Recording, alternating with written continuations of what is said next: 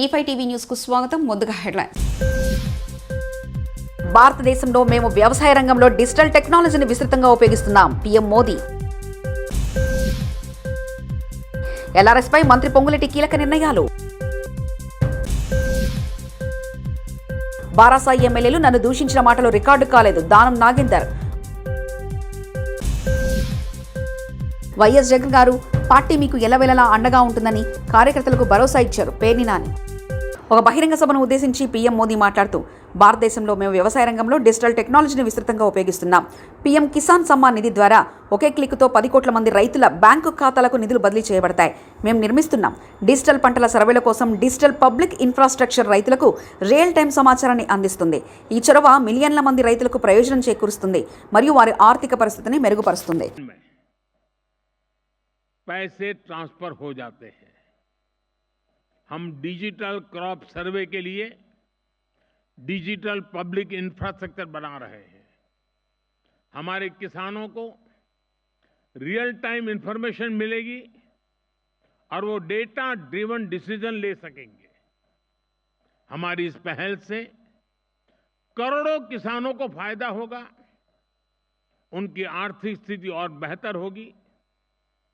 सरकार लैंड के डिजिटलाइजेशन का भी बहुत बड़ा अभियान चला रही है.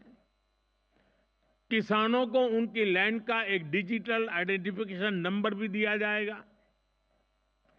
ड्रोन का उपयोग भी खेती में बहुत तेजी से प्रमोट हम कर रहे हैं. ड्रोन से होने वाली खेती की कमान महिलाओं को हमारी ड्रोन दीदियों को दी जा रही है. ये जो भी कदम है इनसे भारत के किसानों का तो फायदा हो गया ही, इससे ग्लोबल फूड सिक्योरिटी को भी ताकत मिलेगी. రుతుపవనాల ప్రభావంతో దేశవ్యాప్తంగా పలు రాష్ట్రాల్లో భారీ వర్షాలు కురుస్తున్నాయి. పశ్చిమ బెంగాల్ రాజధాని కోలకతాను భారీ వర్షాలు వణికిస్తున్నాయి. వరదల దాటికి నగరంలోని ప్రధాన రహదారులన్నీ జలమయమయ్యాయి. పలు చోట్ల వాహనాలు కొట్టుకుపోయాయి. లోతట్టు ప్రాంతాలు వరద నీటితో నిండడంతో స్థానికులు తీవ్ర అవస్థలు ఎదుర్కొంటున్నారు. లేఅవుట్ రెగ్యులైజేషన్ ప్రక్రియపై రెవెన్యూ శాఖ మంత్రి పొంగులేటి శ్రీనివాసరెడ్డి కీలక నిర్ణయాలు తీసుకున్నారు. లక్షలాది కుటుంబాలకు లబ్ధి చేకూర్చే ఎల్ఆర్ఎస్ను వేగవంతం చేయాలని జిల్లా కలెక్టర్లకు ఆదేశించారు. నిబంధనల ప్రకారం మాత్రమే భూముల క్రమబద్ధీకరణ జరగాలని, ఎలాంటి అక్రమాలకు తావు లేకుండా ఈ ప్రక్రియను 3 నెలల్లో పూర్తి చేయాలని ఆదేశించారు. తమ ప్రభుత్వం మీద ప్రజలు ఎన్నో ఆశలు పెట్టుకున్నారని, మధ్య దళారుల ప్రమేయం లేకుండా సాధారణ ప్రజానికానికి ఎలాంటి ఇబ్బందులు లేకుండా చర్యలు తీసుకోవాలని సూచించారు. ఈ ప్రక్రియలో ముఖ్యంగా ప్రభుత్వ భూములు ప్రైవేట్ వ్యక్తుల చేతిలోకి వెళ్లకుండా తగిన జాగ్రత్తలు తీసుకోవాలని మంత్రి పొంగులేటి ఆదేశించారు. ఏపీసీసీ చీఫ్ వైఎస్ షర్మిల సమక్షంలో కాంగ్రెస్ పార్టీలో చేరిన Bigg Boss fame Nutan Naidu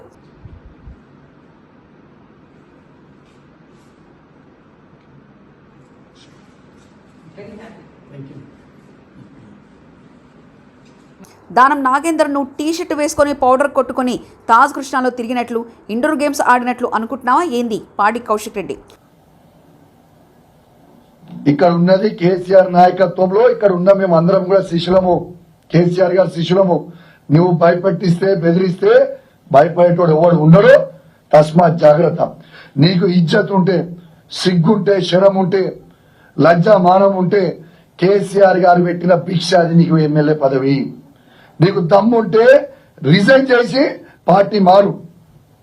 resign చేసి పార్టీ మారి వేరే పార్టీ నుంచి వచ్చి గెలిచినాక మాట్లాడు. సిగ్గు లేకుండా మా బీఫా మీద గెలిచి నువ్వు మాట్లాడుతున్నావు, ఇష్టం ఉన్నట్టు మాట్లాడుతున్నావు.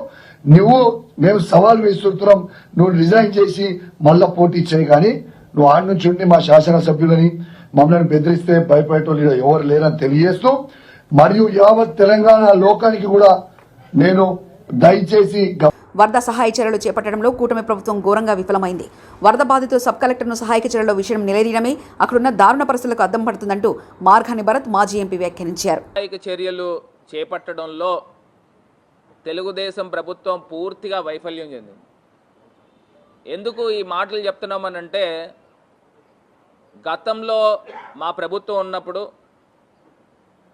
సహాయక చర్యలు కానీ, రేషన్ అందించడంలో అయితే కానీ, లేకపోతే కాంపన్సేషన్ ఇవ్వడంలో అయితే కానీ, వాళ్ళకి సుమారుగా 1 నెల రోజులు 2 నెలల పాటు వాళ్ళు డైలీ కూలీకి వెళ్ళే వాళ్ళంతా కూడా ఉపాధి కోల్పోయి, ఏదైతే రహదారులతో ఈ వరద రావడం వలన ప్రత్యేకించి ఏజెన్సీ ప్రాంతాలు.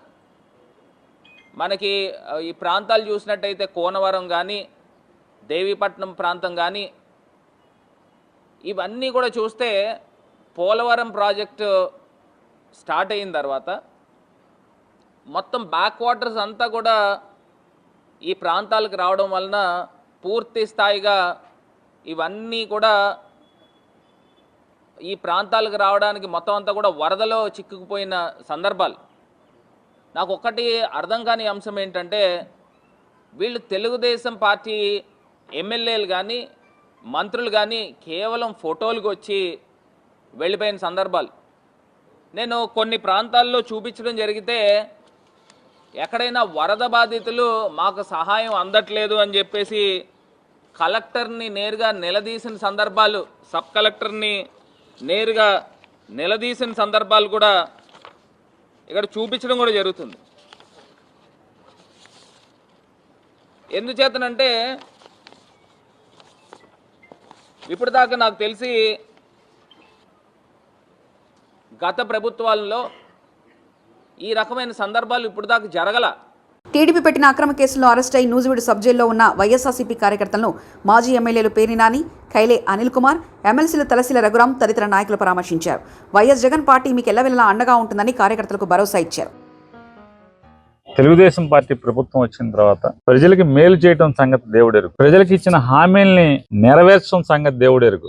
వైఎస్ఆర్ కాంగ్రెస్ పార్టీ జెండా మోసినటువంటి అమాయకమైన కార్యకర్తలందరినీ కూడా జైళ్లలో నింపే కార్యక్రమం ఏకైక కార్యక్రమం తప్పితే మరొక కార్యక్రమం లేదు. ఇసుక ఎక్కడుంది, మట్టి ఎక్కడుంది, లేదా కొత్తగా అపార్ట్మెంట్లు ఎవడ కడుతున్నాడు, లేఅవుట్లు ఎవడ కడుతున్నాడు, వైసీపీ వాడు 5 ఏళ్లుగా జెండా ఎవడ మోసాడు, వీళ్ళని లోపలేయటం, ఈ కార్యక్రమాలు తప్పితే ప్రస్తుతం ఉన్నటువంటి ఈ కూటమి ప్రభుత్వానికి మరొక ఆలోచన కానీ మరొక కార్యక్రమం కానీ లేకుండా ఉండటం. మీటింగ్లు మాత్రం అమరావతి, అభివృద్ధి, సంపద సృష్టి ఇట్లాంటి పెద్ద పెద్ద పోస్కోరు కబుర్లు అయితే ప్రతి ఒక్కళ్ళు మాట్లాడుతున్నారు. కానీ తెర వెనక జరిగేదంతా కూడా మట్టి, ఇసుక, లేఅవుట్లు, అపార్ట్మెంట్లు, వైసీపీ వాళ్ళని అక్రమ కేసులతో లోపలేయటం తప్పితే మరొక కార్యక్రమం లేని దానికి ఉదాహరణ ఇవాళ నూజివీడు సబ్ జైల్లో ఉన్నటువంటి 15 మంది, లేదా గన్నవరం సబ్ జైల్లో ఉన్నటువంటి 5గురు, వీరందరినీ కూడా 2023 ఫిబ్రవరిలో తెలుగుదేశం పార్టీ వాళ్ళు వైఎస్ఆర్ కాంగ్రెస్ పార్టీ కార్యాలయం మీదకి ధ్వంసం చేయటానికి వస్తే దానికి రిటాలియేషన్ గా వీళ్ళు కూడా తిరగబడితే బెజవాడి నుంచి రౌడీలు వాళ్ళందరూ వచ్చి వైఎస్ఆర్ కాంగ్రెస్ పార్టీ ఆఫీసు ధ్వంసం చేయటానికి వస్తే దానికి తిరగబడితే అప్పుడున్న కేసులో ఇవాళ 71 మంది పోలీసులు చెప్తున్నారంట, మా వాళ్ళు చెప్తున్నారు. ఇప్పటికి ఒక 71 మంది ప్లస్ అదర్స్ అంటున్నారంట. అంటే అప్పుడేమో అదర్స్ అని పెట్టి వాళ్ళ 71 మంది ప్లస్ అదర్స్. అంటే దీన్ని ఎవరెవరైతే పార్టీలో ఈ రోజు కూడా గన్నవరంలో యాక్టివ్గా ఉంటే వాళ్ళందరినీ కూడా జైల్లో వేయటం కోసం పోలీసులను కూడా ఈ రకంగా అడ్డగోలుగా దిగజార్చి వాడటం. అదో మరొకటి వాళ్ళ పైశాచిక ఆనందం ఏంటంటే సెక్షన్ని మార్చి కొత్త చట్టం ప్రకారం అయితే కనుక వీళ్ళకి బెయిల్ రాకుండా ఉంటుందని చెప్పని సెక్షన్ ఆల్టర్ చేసి వాళ్ళ పోలీసుల యొక్క పరపతిని అడ్డగోలుగా లీగల్గా మేనేజ్ చేయటం చేసి ఇవాళ నెల రోజుల నుంచి కూడా ఇవాళ ఇక్కడ ఉంచితే ఒక మండల అధ్యక్షుడు తల్లి చనిపోతే కూడా కనీసం దినానికి కూడా పర్మిషన్ రాకుండా అబ్జెక్షన్ చెప్పడం, ఇవన్నీ పెద్దగా కాలం పెద్ద తిరిగి రాదు, ఎక్కువ దీర్ఘకాలం అక్కర్లేదు, తొందరలోనే కాలం తిరిగి వస్తుంది. అయితే ఈ రకమైన పైశాచిక ఆనందం, మానసిక ఆనందం, తల్లి చనిపోతే కూడా బెయిల్కి అబ్జెక్షన్ చెప్తూ దినం చేయనివ్వకుండా కూడా దినం వాయిదా వేసుకునేటువంటి పరిస్థితి, ఇవన్నీ అట్టుకట్టు పెట్టే పరిస్థితులే వస్తాయి తప్పితే కాలం గిర్రం తిరిగి వస్తుంది. అయితే ఇవాళ అక్రమ కేసులో 2023 ఫిబ్రవరిలో జరిగిన సంఘటన మీద ఇవాళ పుంకాను పుంకాలుగా మనుషుల్ని, వైఎస్ఆర్ కాంగ్రెస్ పార్టీ మనుషుల్ని ఈ రకంగా దండగుచ్చినట్టుగా అరెస్టులు చేసి అక్రమంగా జైల్లో మగ్గదీస్తున్నారు. అందుకోసం వారిని జగన్మోహన్ రెడ్డి గారి యొక్క ఆదేశం మేరకు తలసిల రఘురాం గారు ఎమ్మెల్సీ గారు, అలాగే కైలా అనిల్ కుమార్ గారు, కృష్ణా జిల్లా పార్టీ అధ్యక్షుడిగా నన్ను జగన్మోహన్ రెడ్డి గారు ఆదేశించి ఈరోజు అందరికీ ధైర్యం చెప్పారండి, బెయిల్ మూవ్ చేస్తున్నాం, ట్రై చేస్తున్నాం, న్యాయపరంగా రిలీఫ్ తెచ్చుకుందాం, తొందరలోనే బయటికి తెచ్చుకుందాం అని చెప్పని జగన్మోహన్ రెడ్డి గారు అందరికీ చెప్పమని చెప్పారు. అందుకోసం దానిలో నేను ఒకరిని కలిసి నేను కూడా మాట్లాడాను. లోపల మిగతా ఒకరిని కలిశారు. అంటే పార్టీ వాళ్ళకు కూడా కార్యకర్తలకు కూడా అందరూ చెప్తాను, ఎవరు కార్యకర్తలు కూడా ధైర్యంగా ఉన్నారు. కేసులు ఎన్నైనా పెట్టుకోనండి, మేము జెండా కానీ పార్టీ కానీ వదిలేది లేదు. ఏమన్నా చేసుకోనండి, పైన భగవంతుడు ఉన్నాడు. ఈ చేసినటువంటి పైశాచిక కార్యక్రమానికి అనుభవించే రోజు భగవంతుడు వాళ్ళందరికీ పెడతాడు తొందరలోనే అని చెప్పని వాళ్ళందరూ కూడా ధైర్యంగా మాతో జగన్ గారిని అడిగానని చెప్పని వాళ్ళందరూ కూడా మేము కలిసిన వాళ్ళందరూ కూడా చెప్పడం జరిగింది. అసెంబ్లీలో హైదరాబాద్ అభివృద్ధిపై తనను మాట్లాడనీయకుండా బారాసాయి ఎమ్మెల్యేలు ఆటంకం కలిగించారని ఖైరతాబాద్ ఎమ్మెల్యే దానం నాగేంద్ర విమర్శించారు. బయటకు చెప్పలేని పదాలతో దూషించారని ఆరోపించారు. వారు మాట్లాడింది మైక్లో రికార్డు కాలేదని పేర్కొన్నారు. సీఎంను తనను కించపరిచేలా విధంగా మాట్లాడడం వల్లే సహనం కోల్పై ఆ వ్యాఖ్యలు చేశారని తెలిపారు. హైదరాబాద్ ఆదర్శ్ నగర్లోని ఎమ్మెల్యే క్వార్టర్స్లో సీఎంఆర్ఎఫ్ చెక్కులను పంపిణీ చేసిన సందర్భంగా దానం నాగేంద్ర పై విధంగా మాట్లాడారు. హైదరాబాద్ నగరంలో సుమారు 6 పర్యాయాలు నేను ఎమ్మెల్యేగా మరి 3 దశాబ్దాలుగా శాసనసభ్యుడిగా ఉండి హైదరాబాద్ ప్రజల సమస్య వచ్చినప్పుడు హైదరాబాద్ అందరు ప్రజలు వచ్చి చెప్పుకోలేరు కాబట్టి వాళ్ళకున్న సమస్యల మీద నాకు ఉన్నటువంటి అవగాహనని ప్రభుత్వం దృష్టికి తీసుకుపోవాలని నేను స్పీకర్ గారిని విన్నవించుకున్నప్పుడు స్పీకర్ గారు నాకు అవకాశం ఇచ్చారు. ఆ అవకాశాన్ని సద్వినియోగం చేసుకోవాలన్నటువంటి ఆలోచనతో నేను మైక్ పట్టుకోగానే అక్కడి నుంచి ఉచ్చరించనటువంటి మాటల్ని వాళ్ళు మాట్లాడుతూ వాడు వీడు అని అక్కడి నుంచి మాట్లాడుతూ ఉన్నారు. నేను మాట్లాడింది మాత్రము మైక్లో వచ్చింది, వారు అక్కడి నుంచి మాట్లాడేది రికార్డులోకి ఎక్కలేదు. అదే మా దురదృష్టం. వాళ్ళు మాట్లాడింది ముఖ్యమంత్రి గారి గురించి ఏ రకమైనటువంటి సంబోధించారు ఏకవచనంతో కానీ ముఖ్యమంత్రి గారు మేము ఎప్పుడు కూడా ఎవరిని కూడా అలాగా కించపరిచేటువంటి నైజం కలిగినటువంటి వాళ్ళం కాదు.